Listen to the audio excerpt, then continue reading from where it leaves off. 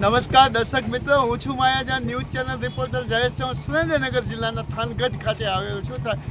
થાનગઢમાં જ્યારે ધોલેશ્વર ફાટક આવેલી છે, જ્યારે વર્ષોથી ટ્રાફિક જામ થવાના દ્રશ્ય સર્જાઈ રહે છે. જ્યારે ફાટક બંધ થતી હોય છે, રેલવે ગાડી આવતી હોય છે, ત્યારે દોઢ કલાકથી ઉપર જ્યારે ટ્રાફિક જામ થતી હોય, લાંબી કતારો થતી હોય છે, લોકો હેરાન પરેશાન થઈ રહ્યા છે.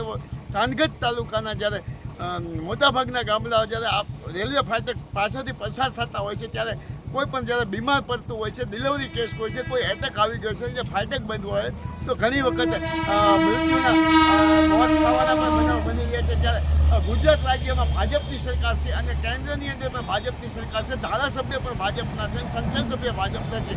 ઘણા જ વર્ષોથી સુરેન્દ્રનગર જિલ્લાના થાનગઢની જે ફાટકની સમસ્યા હોવા છતાં જે ત્યાં એક ઓવરબ્રિજ બનાવવાની જરૂરિયાત છે. આજે અનેક લોકો ચૂંટીને વહી ગયા, તેમ છતાં આજે ઓવરબ્રિજ બન્યું નથી. થાનગઢ શહેરની પ્રજા અને થાનગઢ તાલુકાની પ્રજા ધોલેશ્વર ફાટક પાસે જ્યારે ઓવરબ્રિજ બનાવવાની જરૂરિયાત છે, ત્યારે ઘણા જ વર્ષોથી માંગ કરી રહ્યા છે. માયાજાન ન્યૂઝ ચેનલ જયેશ ચૌહાણ.